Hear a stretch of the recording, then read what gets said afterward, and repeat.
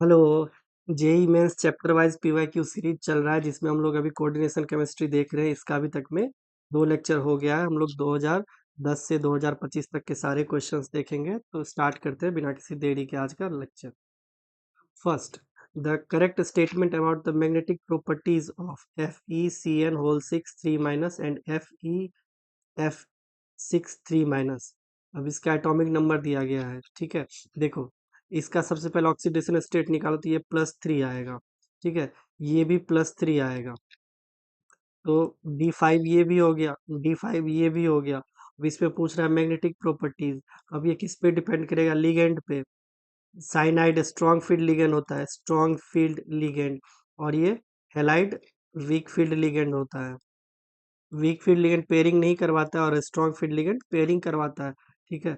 देखो, 1 2 3 4 5, 1 2 3 4 5, ठीक है। इसमें D5 कैसे फिल होगा? 1 2 3 4 5। क्यों? क्योंकि ये पेयरिंग करवा देगा। स्ट्रॉन्ग फील्ड लिगेंड है, ये ऊपर नहीं जाएगा, यहीं पेयर हो जाएगा। और यहाँ पे देखो, 1 2 3 4 5, क्योंकि ये वीक फील्ड लिगेंड, ये पेयरिंग नहीं कर पाएगा। ये अपना इलेक्ट्रॉन Eg में भेज देगा। इसको Eg बोलते हैं, इसको T2G बोलते हैं। इस तरह से ड्रॉ करोगे तो ज्यादा साइंटिफिक लगता है। आप ऐसे भी ड्रॉ कर सकते हो, 1 2 3 4 5। अब 1 2 1 2 3 4 5, ये हो गया FeCN होल 6 के लिए, क्योंकि स्ट्रॉन्ग फील्ड लिगेंड है, ठीक है। ऐसे भी ड्रॉ कर सकते हो, बट मैं प्रेफर करता हूँ आप लोग ऐसे ड्रॉ करना सीखो, ठीक है। अब इस पे देखो क्या पूछ रहा है, मैग्नेटिक प्रॉपर्टीज। मैग्नेटिक प्रॉपर्टीज में क्या देखते हैं हम लोग? Unpaired electron. अगर अनपेयर्ड इलेक्ट्रॉन है तो क्या बोलते हैं? जैसे अनपेयर्ड इलेक्ट्रॉन तो पैरामैग्नेटिक, और पेयर्ड इलेक्ट्रॉन तो डायमैग्नेटिक। सिंपल। अब इसमें देखो, इसमें भी अनपेयर्ड इलेक्ट्रॉन, इसमें 5 अनपेयर्ड इलेक्ट्रॉन है, इसमें 1 अनपेयर्ड इलेक्ट्रॉन है। तो हो गया तो दोनों पैरामैग्नेटिक। तो बोथ आर पैरामैग्नेटिक, हमारा ऑप्शन फर्स्ट ही सही हो जाएगा, ठीक है। इस दोनों का मैग्नेटिक मूवमेंट अलग अलग आएगा, लेकिन दोनों पैरामैग्नेटिक ही है। मैग्नेटिक मूवमेंट अगर पूछ दे तो कैसे निकालते हो? N × N+2, ये रूट में आएगा, μ = ठीक है। इसका n वैल्यू 1 है और इसका n वैल्यू 5 है। अब यहाँ पे पुट करोगे दोनों का मैग्नेटिक मूवमेंट आ जाएगा। ये कौन सा मैग्नेटिक मूवमेंट होगा वो भी देख लो। Spin only magnetic movement. वैसे ये सब नहीं पूछा गया, पूछा गया जो पैरामैग्नेटिक है या नहीं है, या डायमैग्नेटिक है या नहीं है, क्या है, तो वो दोनों पैरामैग्नेटिक है, ठीक है। Next, an octahedral complex CO3+ is diamagnetic. ये पहले ही बोल दिया, CO3+ का ऑक्टाहेड्रल कॉम्प्लेक्स है वो डायमैग्नेटिक है।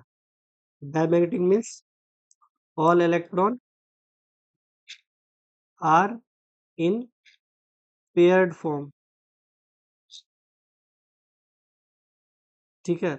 अब देखो, CO3+, कोबाल्ट D7 होना चाहिए, +2 रहे तो +3 है तो D6 हो जाएगा। अब D6 में बोल रहा है जो डायमैग्नेटिक मीन्स 1 2 3 4 5। अब देखो डायमैग्नेटिक कैसे होगा? पहले तो नॉर्मल लिखो, 1 2 3 4 5 6। अब डायमैग्नेटिक के लिए क्या होगा? ये पेयर होना चाहिए। इसको उठा के यहाँ डाल दो और इसको उठा के यहाँ डाल दो। इसका मीन्स कोई स्ट्रॉन्ग फील्ड लिगेंड है जो पेयरिंग करवा रहा है, ठीक है। ये कॉन्फ़िगरेशन कुछ इस तरह से हो जाएगा, 1 2 3 4 5 6, ठीक है। तो ये बच गया D। इधर S का 1 होगा, 3 P का होगा, तो इसका कॉन्फ़िगरेशन क्या हो जाएगा? D2sp3। ऑक्टाहेड्रल कॉम्प्लेक्स है इसलिए D2sp3, ठीक है। D2sp3 हमारा ऑप्शन थर्ड सही हो जाएगा। इस पे देखो, ऑक्टाहेड्रल कॉम्प्लेक्स में तो ये कितना बोला? 2 3 4, ये 4 दे दिया, ये 5 दे दिया, ये तो दोनों तो वैसे भी कट जाएगा। sp3 D2 होगा या D2sp3 उसका था बस। इसका D2sp3 होगा। इसको कौन सा कॉम्प्लेक्स बोलते हैं? Inner orbital complex. और अगर sp3d2 होगा तो आउटर ऑर्बिटल कॉम्प्लेक्स, ठीक है। Next, octahedral complex of a metal M3+ with 4 monodentate ligand L1 L2 L3 L4 absorb wavelength in the region of red, green, yellow and blue respectively, the increasing order of ligand strength of 4 ligand। देखो, इसके लिए सबसे पहले तो ये हमें याद रहना चाहिए, विबग्योर VIBGYOR। ठीक है, ये याद होना चाहिए बस। इसमें क्या होता है, लेफ्ट टू राइट जाते हैं तो वेवलेंथ इंक्रीज होता है, अगर वेवलेंथ इंक्रीज होगा तो एनर्जी डिक्रीज करेगा। क्यों? क्योंकि एनर्जी इन्वर्सली प्रोपोर्शनल होता है लेमडा के। ये लेमडा है वेवलेंथ, वेवलेंथ और ये एनर्जी है। ठीक है, अब देखो, रेड को क्या बोला है, L1, ग्रीन को क्या बोला है, L2, येलो को क्या बोला है, L3, और ब्लू को क्या बोला है, L4। और पूछ क्या रहा है, increasing order of ligand strength of the four ligand. Direct यही ऑर्डर हो जाएगा। ठीक है, इसमें देखो सबसे ज्यादा किसका, सबसे कम किसका, सॉरी, सबसे ज्यादा वेवलेंथ किसका होगा, रेड का, तो L1 का सबसे ज्यादा। उसके बाद सबसे ज्यादा किसका होगा, देखो इसमें Y यानी येलो, L3। ठीक है, उसके बाद सबसे ज्यादा किसका होगा, L2। उसके बाद सबसे लास्ट में आएगा L4। ये किसका है, ये वेवलेंथ का ऑर्डर है।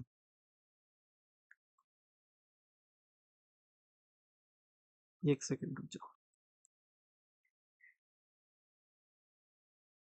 ये काम क्यों नहीं कर,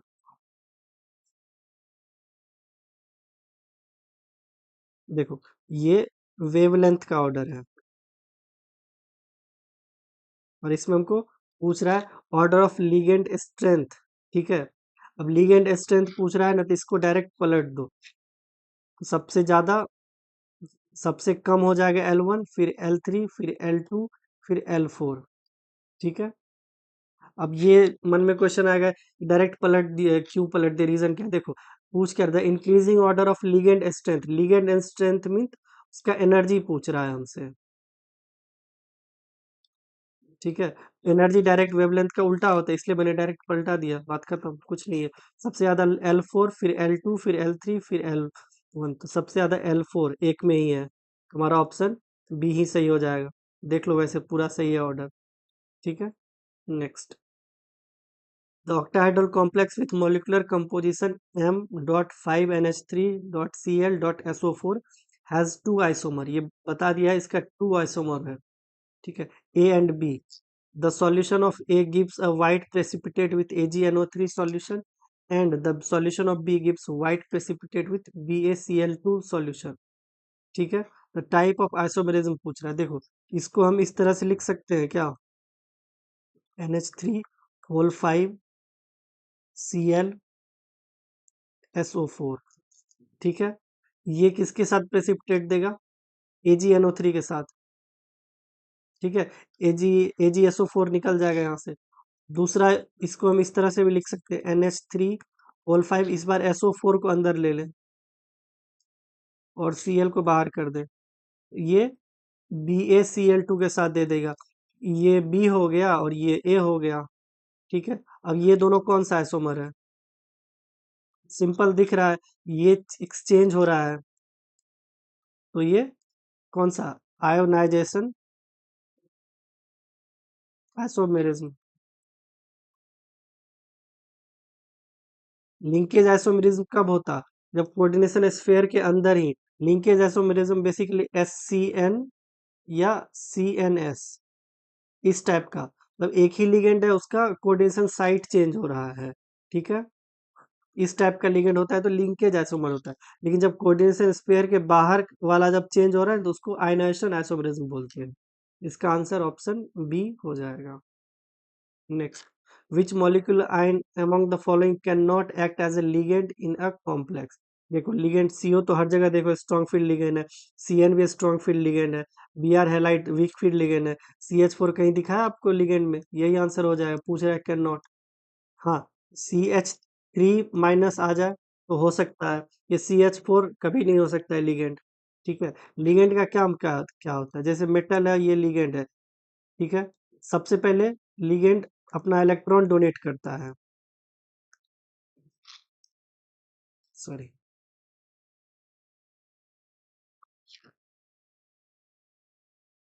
देखो सबसे पहले मेटल अपना, मेटल लिगेंड से इलेक्ट्रॉन एक्सेप्ट करता है। ठीक है, एक्सेप्ट करेगा। तो ये डोनेट कर रहा है इलेक्ट्रॉन, तो ये लुईस बेस हो गया, मेटल इलेक्ट्रॉन एक्सेप्ट करा, ये लुईस एसिड हो गया।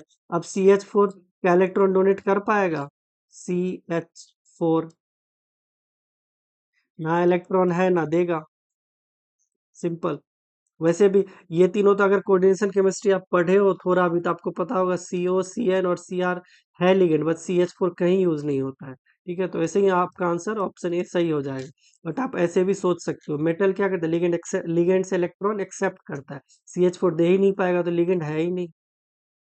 Next, which of the following complex ion has electron that are symmetrically filled in both P2G and EG? वो सिमेट्रिकली फील्ड बोला गया, मतलब ये कुछ 5 ऑर्बिटल है, ये EG बनाया, ये T2G बनाया, ठीक है। अब EG और T2G में सिमेट्रिकली फील्ड होना चाहिए, मतलब जैसे 1 2 3 4 5 ये सिमेट्रिकली फील्ड हो गया। सपोज एक यहाँ आ गया तो नहीं हुआ, सपोज एक यहाँ आ गया तो भी नहीं हुआ, एक यहाँ आया तो भी नहीं हुआ। तो ये T2G तो सिमेट्रिकली फील्ड हो गया और EG भी सिमेट्रिकली फील्ड हो गया, ठीक है। वैसे इसमें देखो क्या दिया गया है, ये D5 है, ठीक है। इसका ऑक्सीडेशन स्टेट निकालोगे तो x-6 = -3, x +3, Fe+3 में D5 होता है, ठीक है।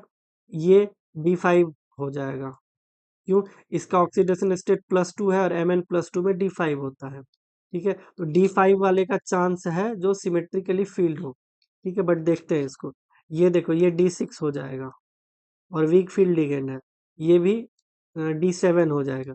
D7 वाले को तो वैसे ही हटा दो, D6 वाले को देख लेंगे एक बार, वैसे ये भी नहीं होगा। चलो पहले D6 ही देख लो, ये वीक फील्ड लिगेंड है, पेयरिंग नहीं करवाएगा, कैसे होगा? 1 2 3 4 5 6 सिमेट्रिकली फील्ड तो हुआ नहीं। अब ये देखते हैं D5, ठीक है। Option B 1 2 3 4 5। अब देखो D5 है और स्ट्रॉन्ग फील्ड लिगेंड है, मतलब पेयरिंग करवाएगा, 1 2 3 4 5 ऐसे होगा, तो ये भी सिमेट्रिकली फील्ड नहीं होगा। अब ऑप्शन ए देखो, 1 2 3 4 5, ठीक है। देखो इस पे D5 है और वीक फील्ड लिगेंड है, तो पेयरिंग नहीं होगा, डायरेक्ट इलेक्ट्रॉन ऊपर चला जाएगा, 1 2 3 4 4 5, तो ये सिमेट्रिकली फील्ड हो गया, हमारा ऑप्शन ए सही हो जाएगा, simple. Next, the colour of KMnO4 is due to, ये तो एकदम याद ही रख लो, ये LMCT होता है, ligand to metal charge transfer, ठीक है। अगर वैसे याद नहीं रहता तो वो देखो, ये इसको +1 चार्ज दो, ये एक ऑक्सीजन -2 कैरी करता है तो 4 है, तो -8 होगा, तो इसका ऑक्सीडेशन स्टेट कितना हो जाएगा? x+1 -8 = 0, x = 7 +7। अब ये Mn+7 में है, ठीक है, 18 हो गया इलेक्ट्रॉन, ठीक है। अब इसके पास एक तो Mn ऊपर से +7, ठीक है, इसके पास इलेक्ट्रॉन है ही नहीं, इसको कौन देगा इलेक्ट्रॉन? लिगेंड देगा। तो किस टाइप का ट्रांसफर होगा? Ligand to metal charge transfer, ठीक है। इसको इस तरह से भी याद रख सकते हो, इसका ऑप्शन ए ही सही हो जाएगा। अगर इसका कलर पूछे तो डार्क पर्पल, ठीक है। Next, which of the following compound is not coloured yellow? जब ये तो एकदम याद रखने की चीज है, ये ब्लूइश वाइट होता है और ये दोनों और ये येलो होता है, ये तो आपको याद ही रखना पड़ेगा, इसका कुछ उपाय ही नहीं है, ठीक है। इसमें पूछ रहा है नॉट कलर्ड येलो, तो ये सिर्फ येलो कलर का नहीं है, बाद बाकी ये तीनों येलो कलर का है, simple. Next, the correct statement of the isomerism associate with the following complex ion, ठीक है। इस पे पूछ रहा है आइसोमेरिज्म। अब देखो A B C 3 कंपाउंड दिया गया है, AB shows only geometrical isomer. चलो देख लेते हैं पहले, देखो ये MA5B टाइप का कॉम्प्लेक्स है, इससे पहले भी बताया, ए ए MA5B टाइप का कॉम्प्लेक्स एकदम यूनिक होता है। जैसे सपोज देखो 1 2 3 4 5 6, अब इसमें 5 जगह ए लगाओ और एक जगह बी लगाओ, इस बी को उठा के कभी यहाँ रखो यहाँ रखो यहाँ रखो यहाँ रखो, हर बार एक ही टाइप का कॉम्प्लेक्स बनेगा। ये तो कोई ना ज्योमेट्रिकल हुआ ना आइसो ये ऑप्टिकल हुआ, तो इसको तो यहीं से हटा दो। ए वाला ऑप्शन तो यहीं से काट दो। बी वाला हमको देखना है। देखो ये है बी, ठीक है। ये सिस है। सिस कैसे है? ऐसे। और ट्रांस कैसे है? ऐसे। यहाँ पे H2O आएगा। ये स्ट्रक्चर बनाने में मिस्टेक हुआ है, ठीक है। ये ट्रांस है और ये सिस है। ये हो गया जियोमेट्रिकल आइसोमर, ठीक है। और ये एक फेसियल है और एक मेरिडोनियल है। फेक और फेक और मर। फेक क्या बोलते हैं? इस तरह का जो एक ही फेस पे हो, ठीक है। ये भी देख लो, एक ही फेस पे है, ठीक है। और ये इसका जस्ट उल्टा होता है मर, मर कॉम्प्लेक्स, मर आइसोमर, ठीक है। इसमें जैसे एक ही फेस पे H2 है ना, तो इसमें एक फेस पे नहीं रहेगा। एक यहाँ, एक यहाँ, एक यहाँ है। ये एक फेस तो है ही नहीं, ठीक है। तो ये भी जियोमेट्रिकल आइसोमर ही कहलाता है, ऑप्टिकल नहीं है ये। B and C both are geometrical, नहीं ये ऑप्टिकल बोल दिया एक को। B and C shows only geometrical isomer, ये ऑप्शन डी हमारा सही हो जाएगा, ठीक है। Next, the number of geometrical isomer that can exist for a square planar. देखो ये किस टाइप का कॉम्प्लेक्स है? M A B C D. MABCD। Last lecture में बताएं इस टाइप का कॉम्प्लेक्स तीन ज्योमेट्रिकल आइसोमर शो करता है, ठीक है। तीन ज्योमेट्रिकल आइसोमर, इसका अगर देखना हो तो देख सकते हो। ये तीन ज्योमेट्रिकल आइसोमर शो करता है, सिंपल, ठीक है। इसको यहाँ से हटा देते हैं जो लिखा हुआ है, वरना दिक्कत होगा समझने में,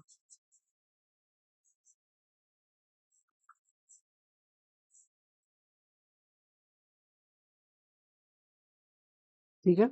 ये कौन सा है? MABCD। इस टाइप का अगर हो स्क्वायर प्लेनर कॉम्प्लेक्स, आंख बंद करके लगा सकते हो, तीन ज्योमेट्रिकल आइसोमर।